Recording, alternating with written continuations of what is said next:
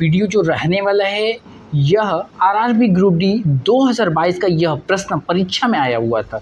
क्या आपको भी ऐसे प्रश्न को देख करके एग्जाम में छोड़ देते हैं? तो ये वीडियो आपके पूरे कॉन्सेप्ट को आज ही क्लियर करने वाला है। पहले प्रश्न को देखते हैं। क्या प्रश्न बोल रहे, एक कस्बे की जनसंख्या 22, 43, 75 है। यदि यह प्रति वर्ष 4% की दर से बढ़ती है तो 2 वर्ष बाद इसकी जनसंख्या कितनी होगी। पहले इस प्रश्न को एकदम बेसिक तरीके से समझते हैं। ये वीडियो आपके हर एक प्रश्न के कॉन्सेप्ट को क्लियर करने का है। अब सपोर्टेड मैं एग्जांपल लेता हूँ कि एक कस्बा, मान लीजिए ये कोई कस्बा है। क्लियर है बात, समझिएगा बहुत ध्यान से। ये कोई कस्बा है और उस कस्बे में क्या है कि ये टोटल पॉपुलेशन की संख्या दे रखी है। यदि हम इसको पढ़ें तो ये कितना, इसको हम रीड कर सकते हैं 2,24,375। ये टोटल जो पॉपुलेशन कितना दे रखा है तो 2,24,375। ये क्या हमारा एक कस्बा है और इसी कस्बे में क्या है, ये टोटल पॉपुलेशन 2,24,375। ये जो पॉपुलेशन जो दे रखा है वह इस कस्बे का है। बोला है कि 4% प्रति वर्ष की दर से बढ़ रहा है। तो अब देखिए ये 2 साल में पूछ रहा था। ये देखिए ये यहाँ से स्टार्ट हुआ और यहाँ पे 1 साल समाप्त हो गया, फिर दूसरा साल स्टार्ट हुआ, फिर यहाँ पे आपको ख़त्म 2 साल हो गया। यहाँ की संख्या आपको दे रखी है, मतलब कहने का मतलब ये प्रश्न जो यहाँ की जनसंख्या आपको दे रखी कितना, तो 2,24,375 यहाँ पे दे रखी है और आपकी यहाँ के पॉपुलेशन को आपको बताना है। और ये जो पॉपुलेशन है किस स्पीड से जो बढ़ रही है वह 4% की दर से बढ़ रही है। मतलब 4% का मतलब ये है यदि किसी गांव की जो जनसंख्या यदि 100 है तो 1 साल बाद वो 104 हो जाएगी। समझिएगा ध्यान से, वो 1 साल बाद वो 104 हो जाएगी। क्यों? कि वो 4% की जो दर से क्या हो रही है, बढ़ रही है। इतनी बात आपको समझ में आ रहा है। फिर अब सोचिए 1 साल के अंत में यदि सपोर्टेड मानते थी हमारी जो गाँव की जो पॉपुलेशन है वो 100 होता तो 1 साल के जो समाप्त होता तो 104 हो जाता। लेकिन यहाँ पे 2 साल बाद पूछा है तो फिर आपको क्या लगता है, इसमें फिर मैं क्या करता, 4% का ब्याज लगाता। ये आपको इस प्रश्न का पूरी कॉन्सेप्ट आपको क्लियर हो चुका होगा। क्लियर है? तो अब चलते हैं इसके सॉल्यूशन पर और इस क्वेश्चन को हम किस तरीके से सॉल्व करते हैं आप स्टेप बाय स्टेप चीज़ों को समझते चलिए। अब देखिए प्रश्न क्या है, ये आपको ये पॉपुलेशन दे रखा है और क्या 104 मतलब जो 4% की जो इंक्रीमेंट हो रहा है प्रत्येक साल, तो जो 1 साल के जो अंत में कितना हो जाएगा तो 104% निकालेंगे। तो 104 बटे के यहाँ पे क्या लिख देंगे 100। ये तो जो ये पॉपुलेशन जो निकल कर के आएगी वो 1 साल के बाद की होगी, लेकिन मैं इसमें फिर से दूसरे साल के लिए निकालूंगा तो 104 बटे के 100 कर दूंगा।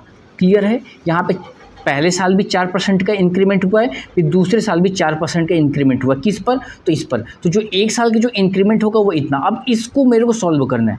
अब इसको मैं किस तरीके से सॉल्व करूंगा इसको समझिए। अब देखिए ये भी यहाँ ये पूरा नंबर भी 5 से डिविजिबल है और ये नीचे आपको दिखाई पूरे तरीके से आपको ये दे ही रखा है। क्लियर है? अगर इस क्वेश्चन में आपको देखें तो क्या क्या आपको डाटाएं दी गई हैं, तो आपको पॉपुलेशन दे रखा है। यहाँ पे मैं लिख दूँ आपको पॉपुलेशन दिया गया है कितना है तो 2,24,375 ये आपको दे रखा है। आपसे परसेंट भी रेट भी आपको दे रखा है, किस रेट से बढ़ रहा है तो 4% वार्षिक दर से बढ़ रहा है। अगर टाइम की बात करें तो टाइम कितना हमारा दे रखा है तो 2 साल दे रखा है। क्लियर है?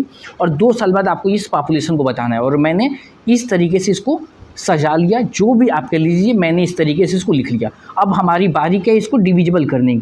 तो जब यहाँ पे कुछ भी ना हो बेटा तो यहाँ पे क्या करते हैं ये 1 इसको मान लेते हैं। मानते क्या ये होता ही है, यहाँ पे लिखे ना लिखे ये पर यहाँ पे 1 होता ही होता। अब यहाँ पे देखिए पूरे इस नंबर को मैं डिविजिबल करूँगा 5 से और यहाँ पर भी डिविजिबल करूँगा 5। अब यहाँ पे देखिए ये देखिए पूरा नंबर क्या हो रहा है, डिवाइड हो रहा है। चेक करते हैं यहाँ पे, पहले हम 2 से डिवाइड करते हैं इस पूरे नंबर को, या फिर 4 से 2 से करते हैं तो 2 5 जा 10 और ये एक 0 यहाँ पे लग गया। फिर इसको करते हैं 2 2 जा 4, देखिए 2 2 जा 4 देखिए 2। अब यहाँ पे देखिए डिवाइड करते हैं, देखिए 5 से डिविजिबल करते हैं, ये 5 पे टेबल में देखिए 5 2 जा 10, ये 0 बच गया यहाँ पर। क्लियर है? अब इस पूरे नंबर को मैं क्या करता हूँ 5 से डिविजिबल करूँगा, पूरे नंबर को डिविजिबल करूँगा। तो देखिए ये 5 4 जा 20, ये 4 हो गया। यहाँ पे 2 बचा क्योंकि ये 22 है, ये 20 है, इसको दिया कैरी तो ये हो गया 24 हो गया। तो 5 4 जा 20, कैरी बचा 4, इसको दे दिया 43 हो गया। किया देखिए ये देखिए इसको 4 दिया तो 43 और 5 8 जा 40, 3 बचा, इसको दिया तो 5 7 जा 35 डिविजिबल कर लीजिएगा, 5 7 जा 35, फिर यहाँ पे 2 बच्चा, 5 5 जा 25, मतलब जो मैंने इसमें डिविजिबल किया ये 20 हो गई, ये इतनी बार में डिविजिबल हो गई। अब फिर यहाँ पे डिविजिबल करते ये भी क्या 5 से डिविजिबल दिखाई दे रहा है और ये पूरा नंबर भी 5 से डिविजिबल हमारा दिखाई दे रहा है। तो अब देखिए यहाँ पे जो डिविजिबल करेंगे 5 के टेबल में 4 टाइम्स में होगा डिविजिबल।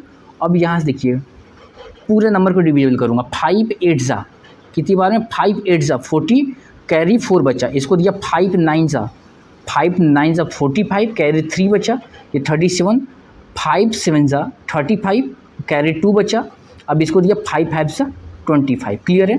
अब हमारा बचा क्या यहाँ पे बचा है, इसको हम एज इट इज लिख लेते हैं यहाँ 8 9 7 5 मल्टीप्लाई 104 मल्टीप्लाई 104, भाई इस यहाँ पे क्या 4 बच्चा है और यहाँ पे क्या बच्चा है 100 बच्चा है।